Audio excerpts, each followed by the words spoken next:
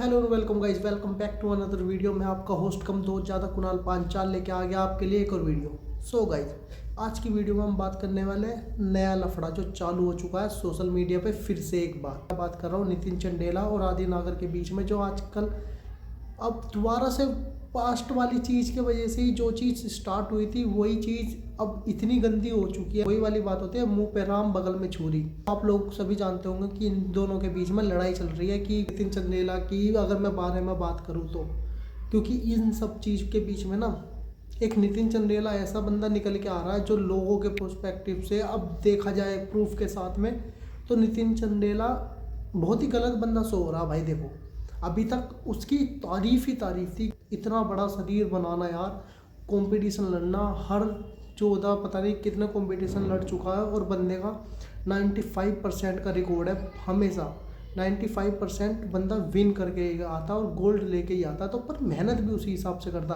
तो इस हिसाब से देखा जाए ना तो उसका गिराव भाई, वो बेचारा मेहनत सही करता रहता ना, अगर इन सब चीज़ों में ना पड़ के अपने सीधा फोकस पे जो उसका गोल था उसी पे ही फोकस रहता तो कितना बढ़िया रहता, कितना बढ़िया इमेज निकल के आती। बट अब जो चीज़ें निकल के आई है नितिन चंदेला के अगेंस्ट, कि पहले अभी बात करें जो रिसेंट में हुआ है कि आदि नागर को पहले उनने मारा, फिर आदि नागर ने उसके खिलाफ जो प्रूफ निकाल के लेके आ रहा भाई, उसमें बहुत सारे चेहरे ना खुल के आ चुके हैं सामने।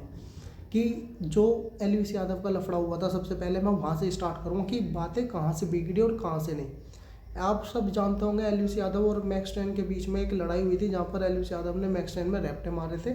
उसके बाद में मैक्स टेन ने केस कर दिया था उसके पास में, पुलिस के। तो वो पुलिस केस के बाद में फिर उनके बीच में वीडियो बननी चालू हुई थी कि आपस में कि सोल कर ले, माफ़ी वाली चीज़ें होने लगी थी। पर मैक्स टेन उस टाइम पे बिल्कुल भी बात मानने के लिए तैयार ही नहीं था। तो इसके बीच में एंट्री होती थी रजत दलाल की। रजत दलाल वहीं से ही फेमस हुआ है और वहीं से ही रजत दलाल की एंट्री हुई है सोशल मीडिया पे एक बंदे की तरह। तो सोशल मीडिया पे रजत दलाल कहता है, एंट्री लेता है कि हम आ गए भाई, एकदम मैक्स टेन के घर पे पहुंच जाता है और मैक्स टेन के घर पे पहुंचते के साथ ही बताता है कि भाई हम तो आ गए सॉल्व कराने के लिए, अब देख लो हम करा देंगे सॉल्व। भाई यहाँ पर जैसे रजत दलाल और से ये सारी चीज़ें आती है और सोशल मीडिया पे काफ़ी एक हंगामा क्रिएट हो जाता है। इसके बाद में एंट्री होती है नितिन चंदेला की।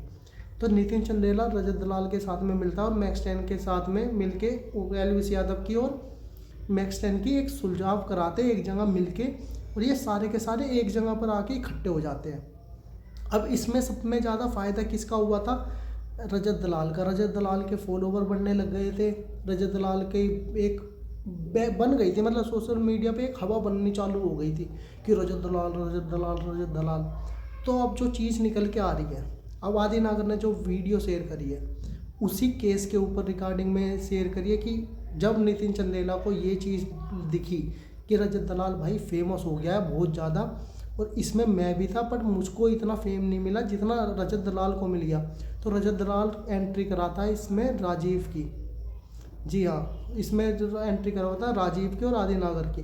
तो राजीव को फ़ोन करके और उनसे मिलता है और उन्हें बताता है कि भाई इसके तो फॉलोवर बढ़ गए, चीज़ें हमारा हक था इस चीज़ पे, इस साले के क्यों बढ़ गए, तुम एक स्टोरी लगाओ, मैं लगा नहीं सकता हूँ क्योंकि मेरी एक इमेज है, मैं बॉडी बिल्डिंग लाइन में हूँ तो मेरी एक अच्छी इमेज बनी हुई है, वरना मैं इसे गाली बक देता सोशल मीडिया पे। मतलब कि उसे पुश करा कि तू लड़ भाई ये लड़ाई, तू उसे थोड़ा सा गलत बोल तो वो रिप्लाई में देगा, तो मैं कह दूंगा बीच में कि इसने मेरे बारे में बोला तेरे बारे में नहीं बोला, तो इसमें हम दोनों की आ जाएगी थोड़ी सी, तो हम मना कर देंगे, वो बुरा दिख जाएगा इसमें।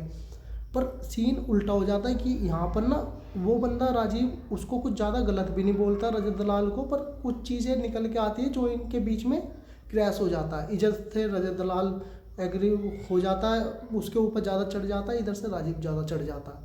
उसके बाद में चीज़ें क्या होती है कि इसके बीच में समाज आ जाता है, राजपूत गुजर एक तरफ अलग अलग बढ़ जाते हैं। इधर रजत दलाल गुजरों के लिए जा रहा है, इधर राजीव सिसोदिया राजपूत को इकट्ठा कर रहा है, लोकेशन इधर से उधर इधर से उधर। जब तक फरीदाबाद पुलिस की एंट्री नहीं होती तब तक ये केस ख़त्म ही नहीं होता, जब तक ये सारे के सारे लगे रहते हैं। और एलवीसी यादव इन सब में अलग चील मज़े ले रहा था, उसका काम हो चुका था तो वो भाई हट गया, वो इन सब चीज़ों में नहीं मज़े लेता। उसे बताया एवरी वन इज ए दोगला, और उन्होंने सही बात बोली थी। वो बंदा जानता है कि कौन बंदा किस तरह का है और किस तरह का नहीं। उनने कम उम्र में ना काफ़ी चीज़ें सीख चुका है वो बंदा। तो अब बात करते हैं यहीं पे कि जब इन दोनों की लड़ाई हो गई, नितिन चंदेला घूम रहा था राजीव के साथ में गाड़ी में, जब उसकी लोकेशन इधर से उधर ट्रैक हो रहे थे कि इधर से आ जा, मैं इधर से आ रहा हूँ, उस टाइम पे नितिन चंदेला उसके साथ में ही था, राजीव के साथ में, कि हाँ भाई हम तो तुम्हारे साथ में सपोर्ट में पूरी चीज़ें। अब इसके बाद में राजीव उसकी सारी चीज़ें रिकॉर्ड कर रहा था, मतलब कि जब वो कॉल करता था वो उनने ये भी बताया कि दारू पी के मेरे पास में फ़ोन करा नितिन चंदेला ने राजीव के पास में, और उसे कह रहा है कि भाई ये सब चीज़ें करनी है, जब वो बहुत ज़्यादा दारू के नशे में था और ये सब चीज़ें बोली। अब रजत दलाल की और इसकी तो बिगड़ गई भाई साहब, बातचीत बिगड़ गई। अब इसमें एंट्री होती है, रूबल बैठता, रूबल इन दोनों का, रजत दलाल का और राजीव सिसोदिया का कॉम्प्रोमाइज़ करवाता है, मतलब कि आपस में बिठा के इनकी सोल्व करा देता है। और फिर नितिन चंदेला को लगता है कि मेरी फिर से हो गया, इन दोनों को फेम फिर से मिल गया, राजीव को भी मिल गया और रजत दलाल को भी मिल गया, और मैं रह गया ठल्ला, बिल्कुल भी मुझे नहीं मिला कुछ भी इन सब चीज़ों में, क्योंकि नितिन चंदेला का इतना कुछ हुआ ही नहीं था ऊपर नीचे। वो अगर अपनी इमेज को भी प्रोटेक्ट कर रहा था और वो चाह रहा था कि मुझको एक नेगेटिव ही, चाहे नेगेटिव या पॉजिटिव दोनों फेम मिल जाए, मुझे एक बराबरी का मिल जाए, मुझे भी मेरी भी वैल्यू होने लग जाए मार्केट के अंदर। तो ये सब चीज़ें नहीं हो पाई उसके अकॉर्डिंग। तो उसका ना अंदर का चीज़ें भाई बंदे की किलसती है। एक टाइम से जब बंदा मेहनत कर रहा होता है ना कि मैं अपना पूरा टाइम दे रहा हूँ और इन्होंने शॉर्टकट मारा और ये शॉर्टकट से निकल गए, तो उस बंदे को, वो नितिन चंदेला को ये चीज़ें बुरी लगी, उसके मन में बहुत सारी चीज़ें ना भर गई। अब फिर उसके बाद में क्या होती है, इन दोनों ने आपस में ना वीडियो शेयर करी होगी, जब रिकॉर्डिंग राजीव ने कर किया तो उनने रजत दलाल को भी सुनाई होगी, पर उनने उसके पास में शेयर नहीं करी। अभी रिसेंट वीडियो में जब राजीव सिसोदिया ने अपना एक्सप्लेनेशन दिया, क्योंकि नितिन चंदेला भाई का जो कोच है, टाइगर भाई जिसे कहते हैं, उन्होंने कहा कि राजीव सिसोदिया के पास में ये सारी वीडियो थी और ये सारी वीडियो आदिनागर को उसने ही दी है। तो राजीव सिसोदिया आदिनागर को ट्रिगर कर रहा है मारने के लिए कि तू ये सब चीज़ कर, मैं वो करता हूँ। तो राजीव सिसोदिया ने जस्ट अभी एक्सप्लेनेशन दिया है कि ये सारी वीडियो मैंने मार्च में दी थी, वो वीडियो मार्च 2024 में सेंड करी थी आदिनागर को, क्योंकि जब लड़ाई हो गई थी इनके बीच में, जब ये सारा केस हो गया था और वो दोनों मिल के बैठ गए थे, तो इनकी कॉल पे बात हुई थी राजीव की और नितिन की। तो नितिन ने राजीव को बहुत गंदी गंदी गालियाँ बकी थी, कॉल रिकॉर्डिंग जिसमें आप लोग सुन भी चुके होंगे, क्यों कॉल रिकॉर्डिंग में देख रहे होंगे कि कितनी गंदी गंदी गालियाँ बकी जा रही है, आपस में एक दूसरे को बताए भाई जा रहे थे। पर निकलते क्या है बाद में कि तूने मेरी ये कर दी, तूने ये कर दिया, वो कर दिया, सब चीज़ें। तो आदिनागर को इसलिए वीडियो सेंड करी गई थी कि नितिन चंदेला का जो बड़ा भाई है उसके पास में पहुँचाई वो वीडियो कि देख तेरा भाई ऐसे ऐसे गालियाँ बक रहा है, अगर इस चीज़ को ज़्यादा बढ़ाना है तो बढ़ा के भी हो सकता है या फिर सोल्व भी हो सकती है चीज़ें, क्योंकि उसकी आदिनागर के से उसकी काफ़ी अच्छी बॉन्डिंग थी। ये सब चीज़ हो जाने के बाद में, जब ये सब चीज़ हो गया, राजीव सिसोदिया के साथ में नितिन चंदेला की लड़ाई हो गई, सबसे पहले तो उसी के साथ। उस टाइम नितिन चंदेला ने राजीव के घर पे बंदे भेजे, ये राजीव का कहना है कि मेरे घर पे रात को 11-12 बजे बंदों की गाड़ियाँ घूमती थी, मेरे घर का मुआयना हो रहा था, मेरा मुआयना हो रहा था कि इसे, ये जहाँ भी मिलेगा इसे मारेंगे। सेम चीज़ आदिनागर के साथ में हुई 6 महीने बाद, जब वो चीज़ें सोल्व हो गई राजीव के साथ में, जब उसके बड़े भाई से मिले तो उन्होंने सॉर्ट आउट करा दिया। और ये एक रिटर्न पेपर पे, राजीव का कहना है, ये भी रिटर्न पेपर पे साइन हुआ था कि हाँ कोई ऐसा पंगा नहीं होगा, कुछ चीज़ें नहीं होगी। अब आदिनागर के साथ में भी भाई इनका कुछ लफड़ा हुआ होगा उसी टाइम पे। तो नितिन चंदेला ने एक अच्छा टाइम देख के अभी कुछ टाइम पहले जहाँ पर शादी में उसके ऊपर आदिनागर के ऊपर हाथ छोड़ दिया और उसे 10-12 बंदों के साथ में घेर रखा था, पर उसे मारा भी और उसकी वीडियो भी बना ली और उसे डाल भी दी। अब भाई ये चीज़ें डालने के बाद में भाई बंदे को, कोई भी बंदा भाई बुरा तो लगेगा ही कि जिस चीज़ पर मट्टी डल चुकी है। तो मट्टी डलने के बाद में तुम भाई मार रहे हो, कुछ भी कर रहे हो, 10 बंदे के साथ में लेके मुंह पे राम बगल में छुरी, वही वाला काम कर रहे हो। तो वो बंदे को आई गुस्सा, उनने सारी की सारी वीडियो अपलोड कर दी। अब यहाँ पर लास्ट में कौन बुरा बन रहा है?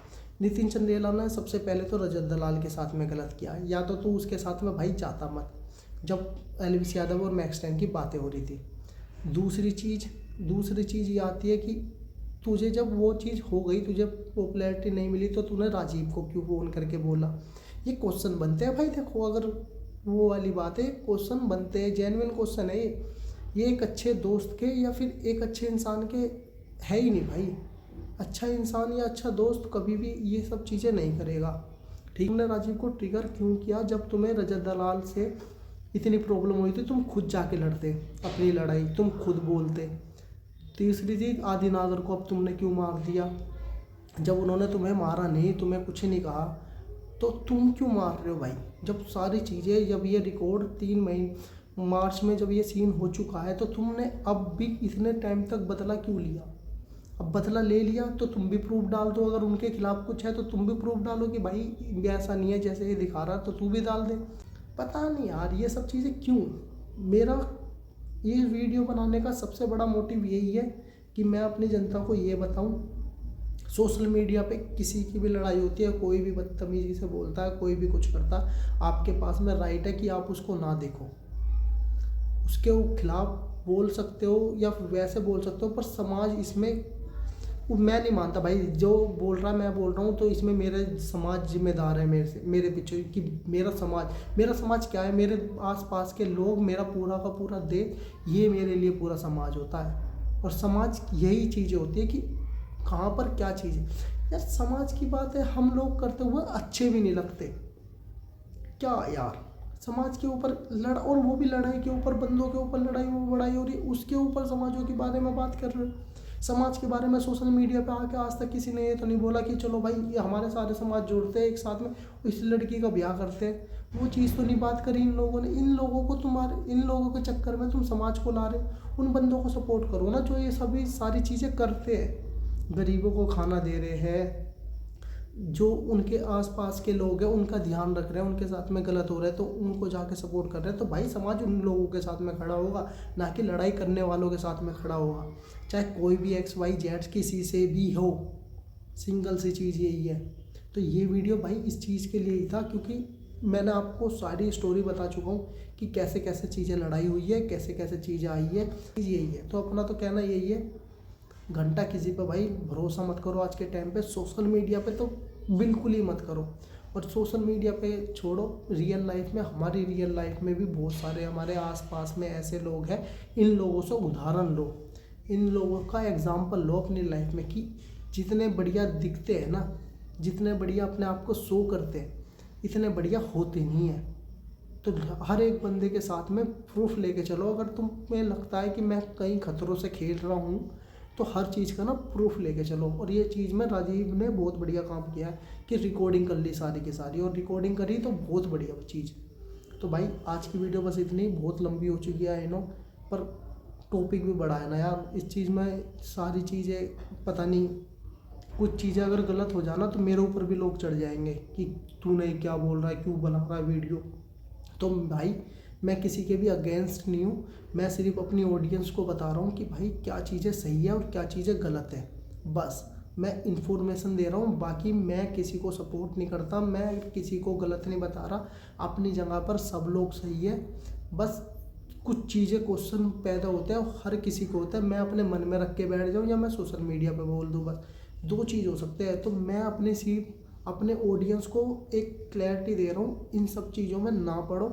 तुम्हारे पास में और बहुत सारे काम है, तुम्हारे घर की खुशाई बहुत सारी टेंशन है, इनसे लेके कुछ पंगा, कुछ फ़ायदा भी नहीं है इनसे। इनके बारे में सोच के आज वही, कल को फिर कॉम्प्रोमाइज़, फिर हाथ मिला रहे होंगे, फिर वही चीज़ है यार।